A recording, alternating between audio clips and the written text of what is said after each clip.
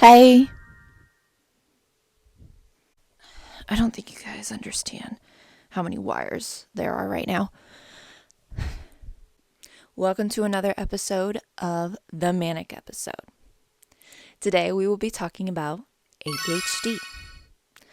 Now, I told you guys last time in the other episode about OCD that this episode we would be going over autism, but I had to switch some things around. So, I'm going to go over today the definition of ADHD, the stigma around ADHD, my personal experience with it, and then we're going to talk about healthcare, which is very important. So, let me read off to you what ADHD is. Again, reading the definition from my computer because, again, we don't want to get it wrong. Attention Deficit Hyperactivity Disorder, ADHD, is a neurodevelopment disorder characterized by persistent patterns of inattention, hyperactivity, and impulsivity, often impacting daily functions in areas like school, work, and social interaction. I'm going to go over the symptoms of ADHD because I think it's important to give you some of them. There is a long list of them, so if you guys want to do your own research on that, I will have a link in the description below. So some, but not all symptoms are talking excessively, losing things, which I do a lot. Cut to the video of me losing my keys this morning. I'm just about to do a podcast on ADHD, and one of the things is forgetfulness and losing things. I can't find my keys. I've been looking everywhere. I looked all in my purse. I removed everything. I looked in my drawer. I looked upstairs. I looked in that drawer.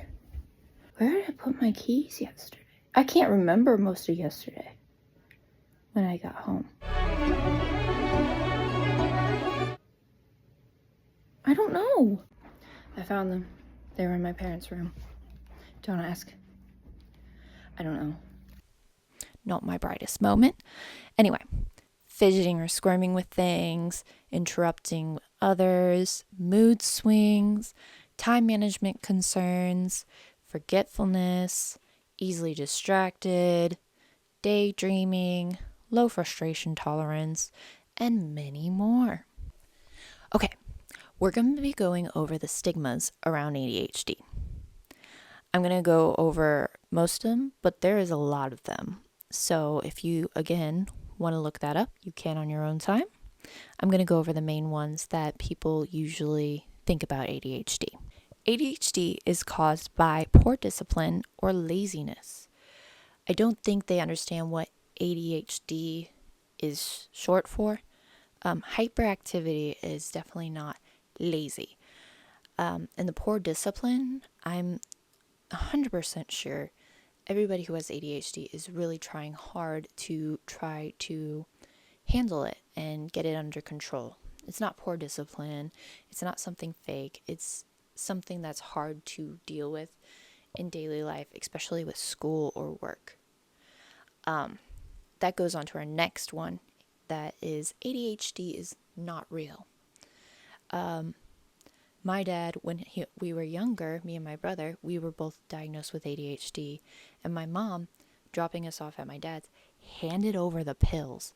And we're like, they need to take this in the morning, and they need to have it with food, or else they'll get nauseous. And they have to do it in the morning, or else they won't sleep at night. He took the pills, put them in our bag, then got home to his house, put them on the counter and goes, "You don't need them damn pills. The pharmaceuticals are coming out for your money." Another one is people with ADHD are not smart. Now this one is absolutely insane because people with ADHD are actually very intelligent and very creative. Me personally, not the most intelligent person on the earth, but some examples are Albert Einstein or Bill Gates. He talks about having ADHD all the time. The founder of Microsoft has ADHD, guys. So, I'm pretty sure we're pretty intelligent people. The stigma about ADHD can be very harmful because people will look down or say it's not real or that the person with ADHD is fine. And that could lead them to feeling depressed, anxious, and just low self-esteem, and sometimes lead to substance abuse. It's because they don't feel they're seen or they feel like something's wrong with them and nobody is voicing concern or feeling the same way they do. That's why it's important to always have advocacy and always be educated. And if you have ADHD or any mental illness, make sure to share that personal experience because it will help other people who are feeling that emotions and those symptoms feel like they're a part of something and feel they're not alone. So, on the topic of sharing personal experiences, I will be going over the long history that is my life with ADHD. So, in kindergarten, I was diagnosed with ADHD at the age of 5.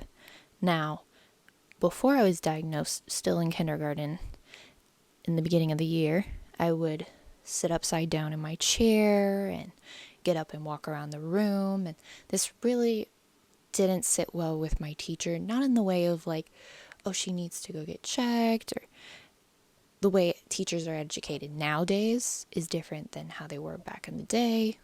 I say back in the day as 2005, but I think it's funny because I don't think it's funny. I think it's funny. Okay, I think it's funny. Because she was like uneducated, 50-year-old woman who probably didn't think ADHD was real. So she got angry at me, and so she would take me and put me in a box in a corner of a room, and that was my timeout. And she'd be like, you can come out when you learn to pay attention.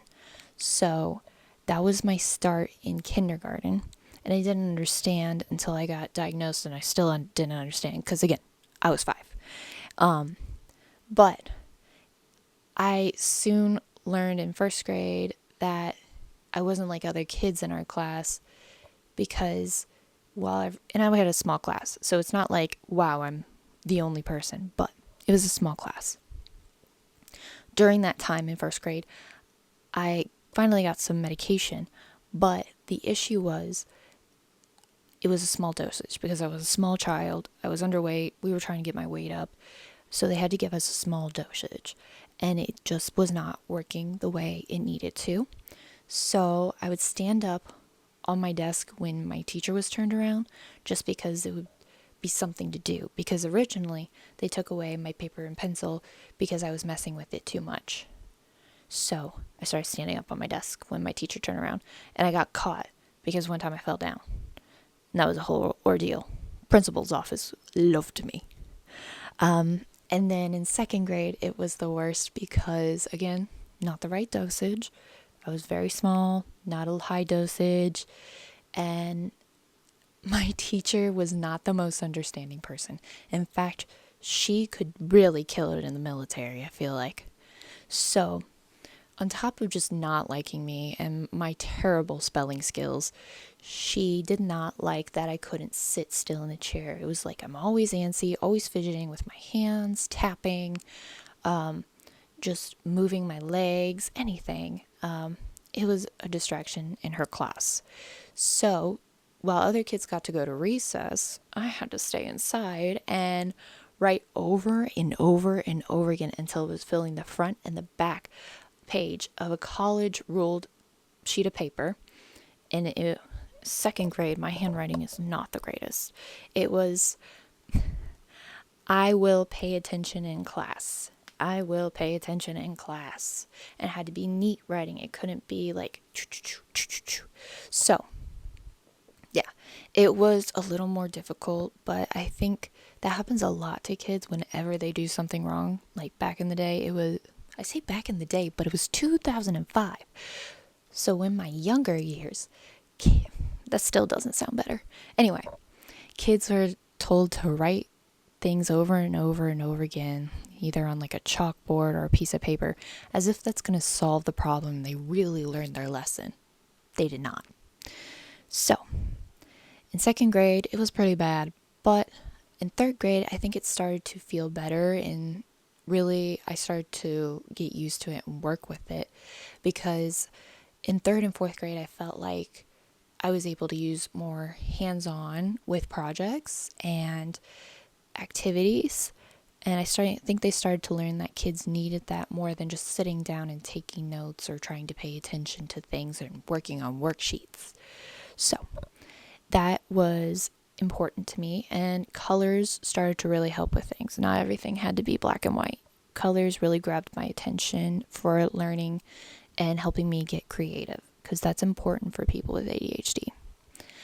Then all through the rest of grade school, it really frustrated me because either the dosage was not right or was too over, and it just made me upset because I look around and I see all these people easily being able to pay attention to the teacher talking, and I was sitting there and I was drawing in my notebook, or those erasers that were like food shaped and you could pull them apart. I would use those all the time as a distraction, my pencil case as a distraction, pencils as a distraction, and the silly bands full on my wrist. I would take them out, and there would be like an airplane, and there would be sky, and I just used it all like as a little like game. And daydreaming. It was really bad daydreaming. So I was not paying attention. It was hard for me to concentrate in classes and learn anything. And I feel like it was that in high school as well. And I had enough of it when I was 16 because I felt like it wasn't helping. I was getting nauseous and not eating at all during breakfast, lunch, or dinner. And I only liked classes like PE and art and anything that got me hands on. So it really helped me get my energy out or focus on my creativity. So that was a more problematic area because I stopped taking it, and I started having my bipolar symptoms as well. But I won't know I have bipolar until later in my life because it wasn't an issue people thought about very often. I say issue, mental illness people thought about very often. So it was very interesting because when you're taking ADHD medication and you're bipolar and you're not taking bipolar medication, you're doing this thing of giving yourself a manic episode throughout the day. And then when the medicine crashes, you crash as well. You're getting that depression. You are feeling that low energy. And then you pick it right up the next day, or it stays in your system for multiple days, and then you feel that crash. And it's really rough sometimes. So I stopped taking when I was 16, and I got back on it when I was 19, and I've been on it since. And I feel like I'm finally getting the right dosage and getting the right help. Because back then, therapy was only seen as something that people who had something wrong with them would go to. And nobody likes to admit they have something wrong with them. Getting access to great help with your mental illness is a privilege. But as society, we need to focus on making it a right. I know this is a little change in topics and crazy, but I think it's important. And so there will be a link in the description. And I will put it right here as well, the short version. It's change.org, and the petition is called Quality, all caps, Mental Health Treatment for, all caps, all. And it's just mainly advocating for people to all have, mental health insurance, or just insurance in general is needed for people. And I think it's important to get that correct treatment. So, going to Maryville Students. I'm going to mention this episode after episode until we're done with these projects, but you have the privilege of going to therapy and getting help you need because it's in your tuition. And you may be like, well, take it out of my tuition. I don't need it. No, you do need it. You may not think you have anything wrong with you, or you may not have any mental illness or anything like that, but you may be having a bad day. You may be having a bad week. You may not be having a good semester. And going to therapy or going to counseling is a good way to get that off your chest. And the greatest thing is they could either give you the advice you need, the help you need, or they could just sit there and listen. And it's a chance for you to spit out what you need to spit out without feeling that you're going to get judged about it. I will put in the description again, the resources for you as a Maryville student to use. I think it's important to do that, and they will help you out as much as they can. Okay? So, thank you for watching. I hope you have a wonderful day. And don't forget, you are not alone. I'll be here for you, and everyone's here for you. Bye.